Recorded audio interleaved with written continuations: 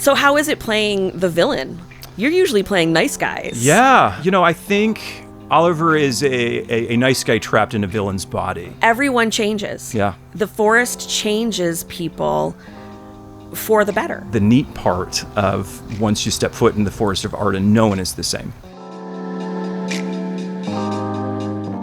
Hi, I'm J.M. Ethridge, and I play Ada, and a forester, and Jacqueline de Boys in As You Like It. And I'm here with Rob Arbaugh, who plays Oliver and a forester. Hi, Rob. Hi, JM. How are you? I'm wonderful. Great. So I want to ask you about playing three characters. Okay. What is it like? How is it to walk us through that each night as you're jumping from character to character?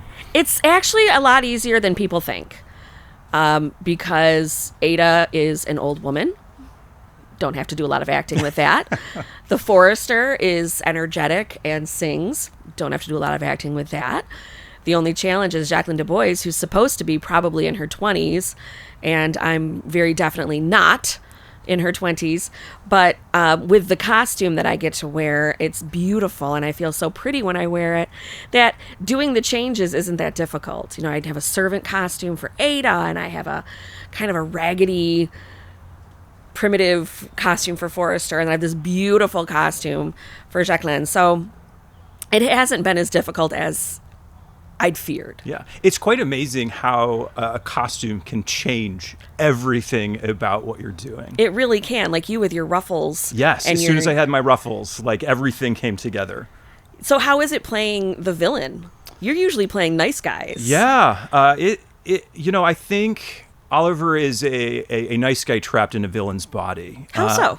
And so I think it's circumstances, the psychological circumstances and the pressure of being the firstborn is something that I think about a lot. And so I guess anytime you're playing a villain, you don't want to play it one-dimensional. You have to figure out why psychologically you do the things you do. Why do I hate my brother so much? And he never says why he hates. No, he actually says, I don't know why. Yeah. Right? And I think that's the biggest clue is that here I am trying to figure it out myself. Why do I hate my brother? Right? And Shakespeare doesn't lie to us. So exactly what I say is what I mean. And so that's where the actor question comes in. What is the reason for that? And I think it's the pressures of being the firstborn, having to keep the name going. And from the day I could recognize it, it was pressure, right? And I've never lived out of that pressure. And I think maybe I'm mad at Orlando because he didn't have any of that pressure. He didn't have to deal with any of that, right? He doesn't have to bear that burden of making the decisions. Right. And so I think I'm longing to be him in his freedom. So Oliver has to adult.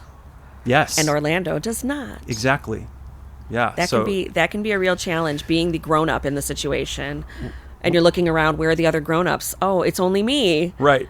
Well, and then the villainy comes in is I take it a little too far. It's not like I kind of don't like my brother. It's I'm going to kill my brother to get him out of my way. That's probably not the best way to go about it. It's probably not the nicest way to go about it. It is very tidy. Yeah. To have it in the wrestling match. Yeah. To have someone else be responsible, and then Oliver's like, oh wow. Yeah. That happened. So how does Ada feel about this brother rivalry? Well, she's known the brothers since they were born. She raised them, is the way that I'm taking it. Adam is how it's written. It's written as an old man, but changing it to Ada and making it a woman has made me able to bring in this like maternal side that I often feel personally as JM, feeling very motherly to everybody, especially now that I'm getting older. I call kids baby a lot, and I'm always like making sure everybody's okay. And I think Ada is that same way. She's raised these kids basically, and so to see them fighting at the beginning, and she starts yelling, and she doesn't even look at them. She just turns her back and screams, hoping that they're going to stop fighting. They don't, but she's got that mom side of her. Yeah. And to see her kids fighting, it's almost physically painful for her as well. Sure. And I think it hits harder having a female Ada instead of Adam. And I think the line I throw at you, the not so nice one, there is an immediate pullback as an actor, because I'm like, oh, I did just say that to mom, you know? Yeah. To you just basically called your mom a bitch. Yeah, exactly. Yeah. And that's tough. Yeah. The first time you swear in front of your parent is always hard, but always, then the first time you say something like that to your parent. Mm-hmm. And there's a small, tiny part of Ada that probably in other circumstances would have gone up there and smacked him across the head. Yeah. Like, how dare you? But instead she walks away. Yeah. And is like, okay, fine. This is the way you're going to be. Your dad would never have said that. Yes. And that's that bite at the end. And she's like, he would never have talked to me that way. You jerk. Yeah. Well, and talk about like hitting me hard with that, like the stabbing of like, you're not as good as your dad, right? And so it bites right into that villainy of like, just like everybody is just trying to make their way through the world. Yeah, but Oliver does it in such an underhanded way. Yes. It's deceitful. Mm-hmm. And he doesn't say that he doesn't like Orlando to Orlando's face. He says it while he's alone on stage. Yep. No one else there. Nobody else hears that. And it's like he's admitting it to himself. I don't know why I hate my brother so much, right? But I do. Yeah, and he's nice, and everybody likes him, and I'm telling everybody in that moment, it's because everybody likes him, the world loves him, and no one likes me. And that's Ada says that to Orlando as well. Yeah. Why are you virtuous? Why do people love you? Yeah. And she's like, that's going to be your downfall. Mm-hmm. Because you are so nice. Mm-hmm. And it's this juxtaposition of this evil, evil brother and this nice, nice, sweet brother that's so interesting. Right. And I mean, we see that with the Dukes as well, right? You've got Duke Frederick, not so nice, kicks his brother out of court. And then you've got Senior hanging out in the forest with all his friends. But at the end, then both of them have that redemption. Yes. Where all of a sudden now Oliver is nice and Duke Frederick has found religion and is nice like that. Yeah. And what? Yeah. There's like there's a magic, this is a rom-com, a fairy tale. Very much so.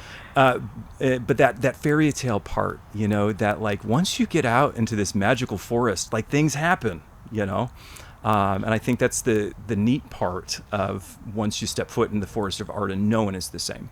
Everyone is different. Everyone changes. Yeah. The forest changes people for the better. Yeah. And that's that whole nature making people kinder and more gentle and slow down. And that's part of what's so great about doing this play in this setting. Yes. Of outdoors. Yes. We're asking the audience to come in from whatever they've been doing that day. Maybe they were working, maybe they were shopping or hanging out with family. But take 3 hours out of your life to come into a park setting, sit down, be transformed, and you'll leave completely different. Yeah. And it's just lovely to have that. This play in particular done outside. Yeah. I mean, you got these beautiful trees, and I think last night I was sitting there and it was just magical. The lights are happening through the leaves, and I'm just like, this is amazing. We had the deer. And we had the deer, yes. We had magical deer coming to visit us last night. That was just serendipity to see these 3 deer just walking through the park, and it's seeing how deer is such a big part of this play. They're always talking about killing venison. We have the song about who killed the deer. And it's that whole, do we disturb nature? Yeah. Or do we let it be? But then all of a sudden the deer were there, and I was like, oh my gosh, it was just, you can't write stuff like that. Yeah. Sorry, Shakespeare. You can't write that kind of stuff. But that was gorgeous. And to see how people do get changed. Yeah. Not only as part of the play, but as people who watch it. Sure. You're not the same person after seeing this story being done in front of you. Yeah, and you were just talking about the transformation. I go through a pretty epic transformation. It's a complete flip-flop. Total flip-flop. Yeah. And I think, people might think it's super difficult to do something like that, to be the believable villain in the beginning who wants to kill his brother, and then the believable secondary lover at the end, and who's in love with my brother. And the truth is, it's magic, right? There's a change there, And what brings that change? A couple things. One, there's the magic of the Forest of Arden, of course, right. But the change of being out in the forest and not having the responsibility and having a different choice. I think it's the first time in Oliver's entire existence where there is another version of himself that is presented, right? And I go through like a little bit of a rebirth in the scene that I describe of Orlando saving me, and this idea of he had every opportunity to let me die, and twice, and he should have, because I was so bad. Right. And so I talk about that line of like, I hate my brother and I don't know why. The other line that is really telling to me is when I say, I know I was really bad, but I'm not going to stray away from that because my change is so great now. Mm-hmm. And I think it's important for Oliver to say that because I don't want to go back to that. Now that I know this light place, this is who I want to be. Right. What magic things happen? I have a great relationship with my brother, and then may or may not fall in love.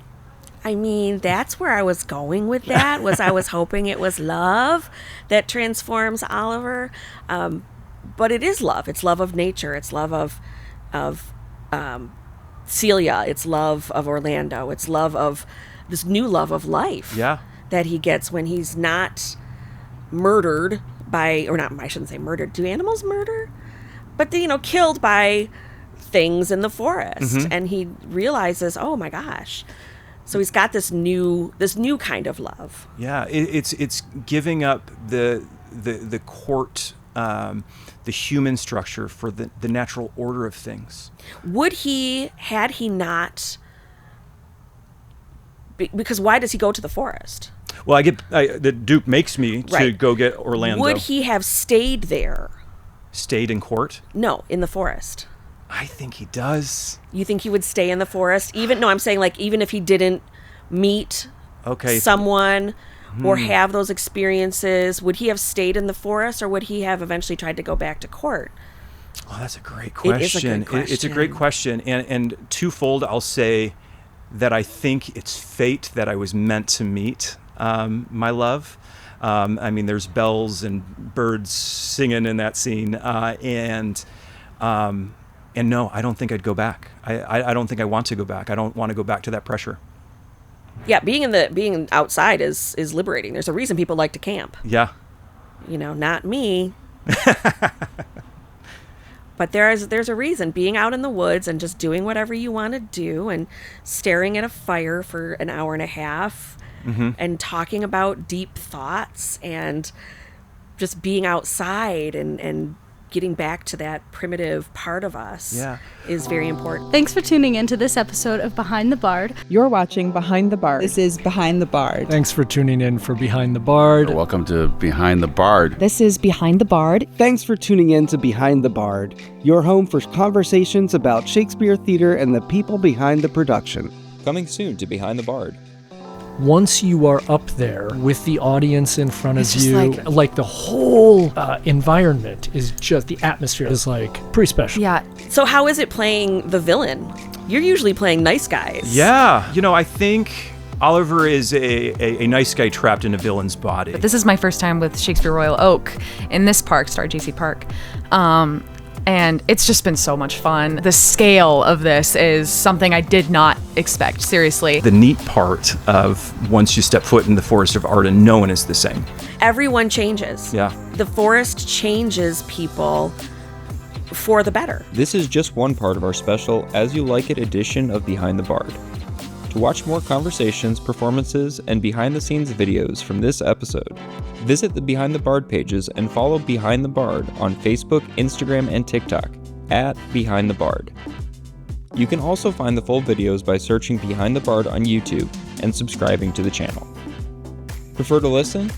The complete episode is available now on Apple and Spotify.